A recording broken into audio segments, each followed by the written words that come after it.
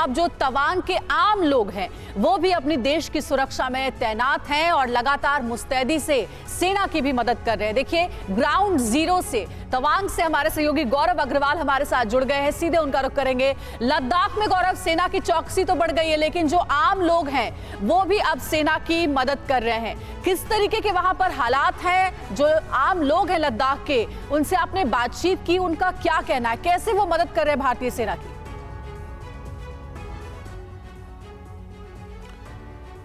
अंजलि, तवांग में जो आम लोग हैं वो बहुत ज्यादा भारतीय सेना पर उनका भरोसा है, और वो आज से नहीं, वो कह रहे हैं तवांग में आज ही पहली बार नहीं हुआ है। तवांग में इससे पहले भी चीनी सेना का ये इतिहास रहा है जब उन्होंने भारतीय सीमा में घुसपैठ की कोशिश की है, लेकिन भारतीय सेना ने उसको नाकाम किया है।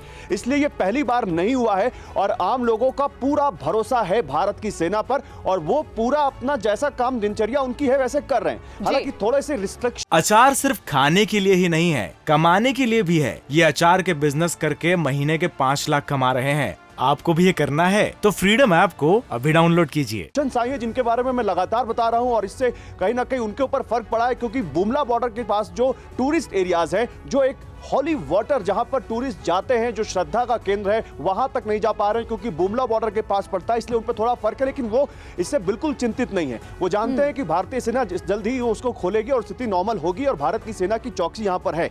एक चीज जो सामने आ रही है वो ये, अंजलि, जो मैं बड़ी खबर देना चाहता हूं कि भारत के बारे में यह बताया जा रहा है, जो खबरें अब छन के आ रही है, कि 63 चीनी सैनिक थे पीएलए के, जिनको भारत ने पकड़ लिया था, और इसी वजह से चीन ने घुटने टेके भारत के सामने। 8 तारीख को, 9 दिसंबर से पहले 8 दिसंबर को चीन की तरफ से कुछ सैनिक आए थे और यहां भारत की सीमा में एक ऑब्जर्वेशन पोस्ट बनाना चाहते थे, जो कि हाईली अनरिकमेंडेबल है, हाईली ऑब्जेक्शनेबल है भारत की तरफ से। और इसके बाद जब भारतीय सेना ने विरोध किया तो 3 उनके सैनिक रह गए, पीएलए के बाकी भाग गए। तस्वीरें अगर दिखाते हुए आप अपनी जानकारी पूरी करें तो हमें वो माहौल भी समझ में आए कि आखिर किस तरीके के हालात वहां पर बने हुए हैं, तैनाती क्यों कहा जा रहा है कि भारतीय सेना कितनी मुस्तैद है। एक और जानकारी दीजिएगा गौरव, वॉर ड्रिल एक होने वाली है जिसमें राफेल और सुखोई फाइटर जेट को भी शामिल किया गया है। इससे जुड़ी कोई अपडेट आपके पास? देखिए अंजलि, 2 वॉर ड्रिल हैं, एक 15-16 और एक 20 तारीख की। 15-16 की जो इंडियन एयरफोर्स की वॉर ड्रिल है वो चल रही है। 20 तारीख को जो वॉर ड्रिल है उसमें इंडियन आर्मी और एयरफोर्स दोनों शामिल हैं। और इंडियन एयरफोर्स की तरफ से ये क्लियर किया गया है कि इस वॉर ड्रिल को तवांग के बाद डिसाइड नहीं किया गया, ये पहले से ही डिसाइडेड थी। हाँ, टाइमिंग ऐसी हो गई कि ये वॉर ड्रिल बहुत अहम हो गई, और सुखोई 30 MKI जो तेजपुर बेस में तैनात है जिसकी स्क्वाड्रन, और राफेल जिसकी पश्चिम बंगाल के हाशीमारा में स्क्वाड्रन तैनात है, ये दोनों इसमें हिस्सा ले रहे हैं। और ये दोनों LAC, जरूरत पड़ने पर LAC बहुत जल्दी पहुंच सकते हैं। इनफैक्ट कॉम्बैट पेट्रोलिंग भी चल रही है इंडियन एयरफोर्स की तवांग के आसपास LAC के पूरी तरफ, जहां कहीं भी चीन की तरफ से कोई भी ऑब्जेक्ट, चाहे वो ड्रोन हो, फाइटर जेट हो, कोई भी फ्लाइंग ऑब्जेक्ट हो, वो आए तो उसको मार गिराने के लिए बिल्कुल तैयार है। लेकिन ये कॉम्बैट ट्रेनिंग पहले, ये जो वॉर ड्रिल जिसकी हम बात कर रहे हैं इंडियन एयरफोर्स की, ये पहले से डिसाइडेड थी। राजू जरा वो कैमरा दिखाइए। देखिए अंजलि, अभी 9 बजा है, पहाड़ी टाउन है ये, यहाँ लोग आराम से उठते हैं और जल्दी यहाँ पर आपको दिल्ली मुंबई की तरह जैसे हम लोग देखते हैं ट्रैफिक एकदम सड़कों पर लोग ऑफिस की तरफ भागते हैं, वैसी तस्वीरें तो नहीं दिखती हैं। लेकिन ये खूबसूरती मैं आपको पहाड़ तवांग टाउन की दिखाऊंगा। आप देखिए, धूप आज खिली हुई है, आज सर्दी थोड़ी सी कम है कल से, और धीरे धीरे जैसे ये धूप छट रही है, धूप निकल रही है, वैसे वैसे आज लगता है कि मौसम सही रहेगा, क्योंकि मौसम भी यहाँ एक बहुत बड़ी चुनौती है। कभी भी यहाँ स्नोफॉल होने लगता है, माइनस में टेम्परेचर जाता है।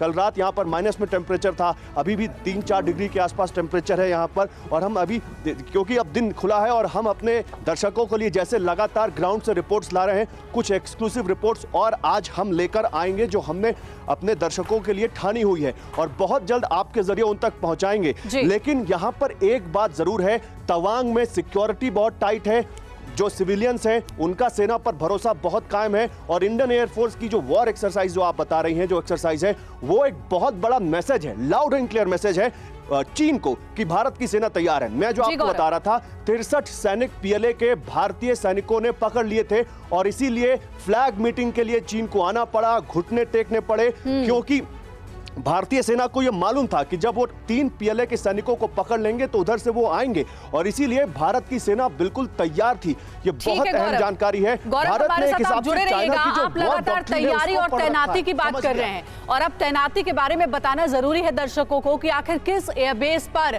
किसकी तैनाती की गई है। ये जानकारी बहुत जरूरी है जो आगे हम देने वाले हैं। देखिए, तेजपुर में सुखोई की तैनाती की गई है। लगातार ग्राफिक्स के जरिए हम आपको ये समझाएंगे। वहीं जोरहट की बात करें तो यहां अपाचे हेलीकॉप्टर को तैनात किया गया है। छाबुआ में MiG-21 को तैनात किया गया है।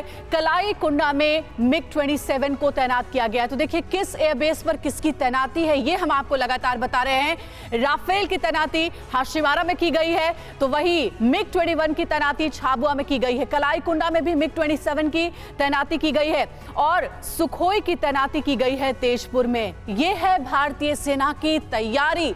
तवांग में झड़प के बाद अब लगातार मुस्तैदी बढ़ा दी गई है, और एयरबेस पर तैनाती भी इस लिहाज से बहुत जरूरी, बहुत महत्वपूर्ण हो जाती है। गौरव अग्रवाल हमारे साथ जुड़े हुए। गौरव, अलग अलग जगहों के जो नाम हमने आपको बताए हैं, MiG-27 की बात करें, सुखोई की बात करें, राफेल की बात करें, अलग अलग एयरबेस पर ये जो तैनाती की गई है, जरा इसके बारे में बताइए कि क्यों इतना महत्वपूर्ण है इन एयरबेस पर ताकतवर राफेल, MiG-27, सुखोई की तैनाती। ये बहुत अच्छा सवाल पूछा आपने अंजलि। देखिए, LAC जो है वो 3,500 किलोमीटर लंबी है, और ईस्टर्न सेक्टर जहां हम हैं वहां से लेकर वेस्टर्न सेक्टर यानी पूर्वी लद्दाख तक चीन 20 से 25 ऐसे फ्रिक्शन पॉइंट्स है जहां पर कोशिश करता है घुसपैठ की। 2.5 साल पहले गलवान का एक हमने मामला देखा था, आज तवांग में हम रिपोर्ट कर रहे हैं, और इसीलिए चाहे वो झाबुआ की बात करें, चाहे हाशिमारा की बात करें, चाहे तेजपुर की बात करें, अलग अलग फाइटर जेट्स की जो स्क्वाड्रन यहां पर तैनात है वो किसी भी वक्त जरूरत पड़ने पर बेहद कम समय में LAC तक पहुंच सकती हैं। बहुत स्ट्रैटेजिक ये पूरी डिप्लॉयमेंट है इन फाइटर जेट्स की स्क्वाड्रन की, और यही तो नया इंडिया है, 2020 का भारत है, जो हम लगातार बता रहे हैं कि चीन के लिए एक लूप होल नहीं छोड़ रही है, चाहे वो हमारी भारतीय थल सेना हो, चाहे वायुसेना हो, और बल्कि एक कह सकते हैं प्रोएक्टिव स्टेप लेकर, चाहे वो LAC पर K9 वज्र तोपों की तैनाती हो, चाहे M777 हॉवित्जर्स की तैनाती हो, एंटी ड्रोन गन की तैनाती हो, वो पूरा डिप्लॉयमेंट इस तरह से किया गया